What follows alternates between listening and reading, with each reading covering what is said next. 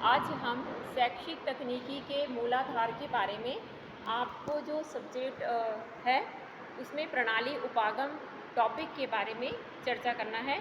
और इस विषय से संबंधित जो जानकारी है वो पीपीटी के माध्यम से भी दे सकते हैं और जो उनका विवरण है वो आपको बहुत अच्छे से प्रस्तुत करके भी बता सकते हैं। तो इसकी एक रूपरेखा देख लेते हैं। इसकी एक रूपरेखा बना हुआ है जिसमें हम पढ़ेंगे प्रस्तावना के बारे में, इनके अर्थ के बारे में आपको बताएंगे, परिभाषा के बारे में बताएंगे, इनकी जो विशेषता होती है उनको बताएंगे, इनके जो मूल तत्व होता है उनको बताते हैं और इनके जो सोपान होता है, लाभ है और प्रणाली उपागम की जो सीमाएँ हैं, इस प्रकार से इस टॉपिक के बारे में हम वर्णन करते हैं। तो सबसे पहले देख लेते हैं प्रस्तावना को। प्रस्तावना होता है कि प्रणाली उपागम क्या होता है। प्रणाली उपागम होता है कि आज के युग में शैक्षिक तकनीकी के लिए प्रणाली उपागम का बहुत ज़्यादा महत्व होता है। प्रणाली उपागम का प्रयोग हर शासकीय और अशासकीय जगह में प्रयोग किया जाता है, क्योंकि प्रणाली उपागम एक ऐसा यंत्र है। प्रणाली का मतलब होता है कोई सिस्टम और उपागम का मतलब होता है कोई यंत्र। अब इस सिस्टम के द्वारा यंत्रों के माध्यम से, यंत्र आपका कंप्यूटर भी हो सकता है, प्रोजेक्टर हो सकता है, आपका पीपीटी हो सकता है, इस माध्यम से बच्चों के लिए विद्यालय और महाविद्यालय दोनों के लिए प्रणाली उपागम की आवश्यकता होती है। सभी शासकीय और अशासकीय कार्यालय में भी प्रणाली उपागम का प्रयोग किया जाता है, क्योंकि हम आज के ज़माने में मोबाइल का उपयोग करते हैं और कंप्यूटर का उपयोग करते हैं, तो ये प्रणाली उपागम का महत्वपूर्ण हिस्सा माना जाता है। अब इसके बाद होता है कि इस महाविद्यालय में बच्चे इसकी अर्थ या परिभाषा को कैसे डिफाइन करेंगे। तो अर्थ या परिभाषा को हम इस प्रकार से बता सकते हैं कि प्रणाली उपागम दो शब्दों से मिलकर बना होता है, प्रणाली और उपागम। हमने पहले भी कहा था कि प्रणाली क्या होता है, एक सिस्टम होता है जिसके द्वारा बच्चे उसको अपने माध्यम से, अपने चॉइस के द्वारा, कि कंप्यूटर के द्वारा, पीपीटी के द्वारा किस हिसाब से इसे प्रस्तुत करना चाहते हैं। और दूसरा होता है उपागम। उपागम का अर्थ यह माना जाता है कि इस उपागम किस यंत्र का प्रयोग करना चाहते हैं। आप प्रोजेक्टर का प्रयोग करना चाहते हैं, कंप्यूटर का प्रयोग करना चाहते हैं, लैपटॉप का प्रयोग करना चाहते हैं, किस उपागम से आप अपने सिस्टम को चलाना चाहते हैं। इसकी एक परिभाषा बताते हैं।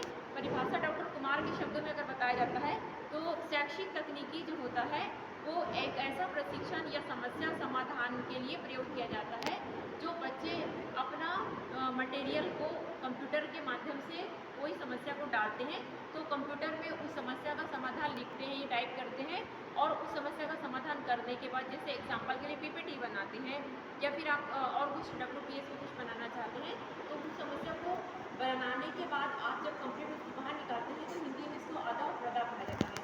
तो यह हमारा प्रणाली उपागम का एक सिस्टम होता है। इसके बाद इसकी बहुत सारी विशेषताएं हैं। विशेषताओं को हम ऐसा भी पढ़ सकते हैं कि प्रणाली उपागम की जो विशेषताएं हैं वो प्रस्तुतिकरण के द्वारा शो किया जा सकता है। प्रणाली उपागम को अपने उद्देश्य के हिसाब से हम उसको बना सकते हैं, तैयार कर सकते हैं। प्रणाली उपागम सभी छात्रों के लिए आवश्यक है और सभी छात्र इस तकनीकी को सीखकर अपने अपने हिसाब से तैयार कर सकते हैं। प्रणाली उपागम पुनः प्रक्रिया होता है। यदि आप किसी प्रकार से इसमें अगर चेंज करना चाहते हैं प्रणाली उपागम में, तो आप उन चीज़ों को बार बार बदल सकते हैं, क्योंकि वो एक पीपीटी माध्यम होता है जिसे जाकर आप बार बार उसको चेंज कर सकते हैं। ये बहुत सुविधाजनक होता है। और प्रणाली उपागम जो होता है पुनरावृत्ति प्रक्रिया माना जाता है, गत्यात्मक समग्र माना जाता है। समग्र मतलब आपको जितनी सामग्री चाहिए उतनी सामग्री आप इस प्रणाली उपागम के द्वारा तैयार कर सकते हैं। प्रणाली उपागम एक क्रमबद्ध व्यवस्था होती है। इसके बाद है प्रणाली उपागम संकल्पना। प्रणाली उपागम संकल्पना में आप देखेंगे एक डायग्राम बना हुआ है।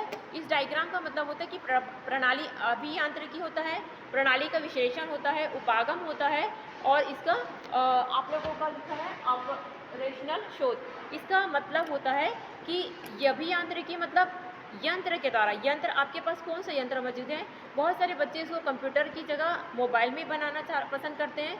बहुत सारे कंप्यूटर के द्वारा भी बनाया जा सकता है या आप लैपटॉप के द्वारा बना सकते हैं।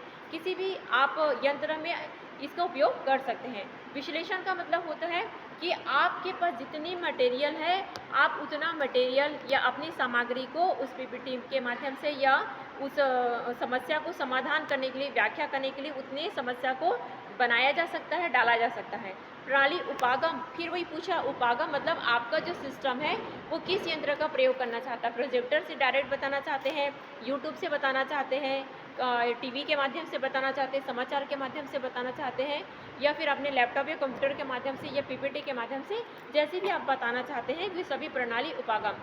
इसमें ऑपरेशनल शोध का मतलब होता है कि आपको एक शोध प्रक्रिया मिलती होती है, सब बच्चे शोध करते हैं कि कौन सी प्रक्रिया छोटे बच्चों के लायक है, कौन सी प्रक्रिया स्कूल के बच्चों के लायक है, कौन सी प्रक्रिया शाला या महाविद्यालय के बच्चों के लायक उपयोगी है।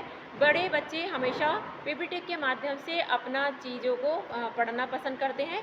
हमने देखा है कि कोरोना काल में भी सारे बच्चे ऑनलाइन पढ़ाई करते हैं, ये भी प्रणाली उपागम का एक माध्यम हुआ करता था। ठीक है, इसके बाद हम ये बताते हैं कि प्रणाली उपागम के मूल तत्व मतलब होता है अदा, प्रक्रिया, प्रदा और आप लोगों का परिवेश। अदा मतलब होता है आपका इनपुट मतलब आप जब भी कंप्यूटर में कुछ टाइप करते हैं तो वो सारी सामग्री कहाँ चली जाती है, कंप्यूटर के अंदर चली जाती है। जब कंप्यूटर के अंदर चली जाती है तो वो एक प्रक्रिया होती है, उस प्रक्रिया में हम क्या करते हैं, उन सभी सामग्रियों को इकट्ठा करके उन्हें बाहर निकालने की जो प्रक्रिया होती है उसे बोलते हैं आउटपुट मतलब प्रदा। और परिवेश मतलब होता है जब हार्ड कॉपी हमारे पास आ जाती है तो उस हार्ड कॉपी का प्रयोग हम अपने वातावरण में, अपने पर्यावरण में, अपने मैनुअल में उसका प्रयोग करते हैं। तो ये इस प्रकार से ये एक प्रक्रिया चलते रहती है। ठीक है, तो यह सब प्रणाली उपागम का एक प्रोसेस है। इसके बाद होता है बंद तथा खुली और मुक्त प्रणाली। बंद तथा खुली प्रणाली होती है, आप लोगों को दिखाया गया है, और मुक्त प्रणाली होती है मतलब आप जब तक बंद और मुक्त प्रणाली प्रक्रिया में जब आप कंप्यूटर के अंदर काम कर रहे हैं तो आप लोगों का एक बंद प्रणाली कहा जाएगा। और जब आप एक बार बाहर आ जाते हैं, जब आपकी प्रोसेस या आपकी प्रक्रिया पूरी हो जाती है, जब आपके हाथ में हार्ड कॉपी आ जाती है तो हम क्या कर सकते हैं, आप इस कॉपी का उपयोग जहाँ चाहे हार्ड कॉपी का उपयोग कर सकते हैं। तो ये हमारी एक मुक्त प्रणाली भी हो जाएगी। उसके बाद होता है कि प्रणाली उपागम के सोपान क्या हो सकते हैं। तो आपको जैसे दिखाया जा रहा है पीछे कि प्रणाली उपागम के सोपान होते हैं, प्रणाली विश्लेषण जाएंगे, उसके बाद उनकी संरचना में जाते हैं, फिर उसके बाद में उसको मॉनिटरिंग करते हैं, फिर उसकी जो भी क्रियाएं होती है कंप्यूटर के द्वारा किया जाएगा, और लास्ट में जब हमारे हाथ में उनको रिजल्ट लेना है तो हम मूल्यांकन के रूप में उसको प्राप्त करते हैं। अब इसका ये फ़ायदा देखते हैं, लाभ मतलब आप लोग को बच्चों को क्या प्रॉफिट होता है इससे, बाहर के लोगों को क्या प्रॉफिट होता है, कार्यालय को क्या प्रॉफिट होता है, स्कूल या महाविद्यालय इनको क्या प्रॉफिट होता है, या टीचरों को क्या फ़ायदा होता है। तो सबसे बड़ा फ़ायदा अगर शॉर्टकट में हम यह बताना चाहते हैं कि जिस हिसाब से आप अपने क्रियाओं को करना चाहते हैं या जिन चीज़ों को दोहराना चाहते हैं, जिन मटेरियल को आप यूज़ करना चाहते हैं, उनको प्रणाली उपागम के में परमानेंट डाल सकते हैं। उन क्रियाओं को करने के बाद में जब चाहे आप उनको बार बार देख सकते हैं, बार बार पढ़ सकते हैं। हम इन पे कम या ज़्यादा कर सकते हैं, अपने जो भी लिखा हुआ मटेरियल होता है उन्हें अपने हिसाब से एडजस्टमेंट कर सकते हैं। जब चाहे इनके उद्देश्य को बढ़ा सकते हैं, घटा सकते हैं।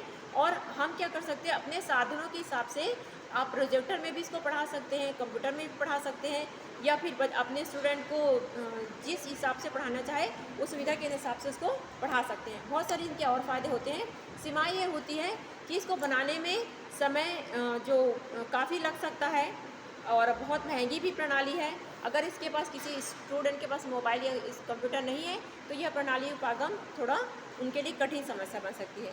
इस प्रकार से हम देख सकते हैं कि प्रणाली उपागम हमारे लिए बहुत अच्छा साधन है, और मैं चाहती हूँ कि सभी बच्चे इस हिसाब से तैयारी करें कि प्रणाली उपागम के माध्यम से अपना प्रक्रिया को करते हैं तो उन्हें काफ़ी फ़ायदा होता है। ओके।